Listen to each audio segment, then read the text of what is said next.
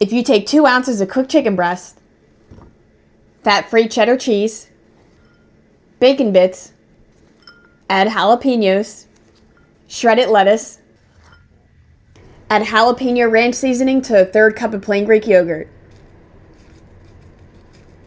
Mix it, add your dressing,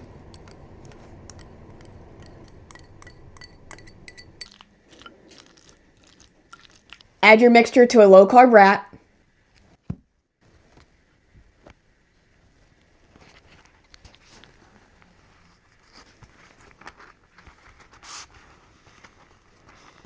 you get a high-protein jalapeno ranch chicken wrap.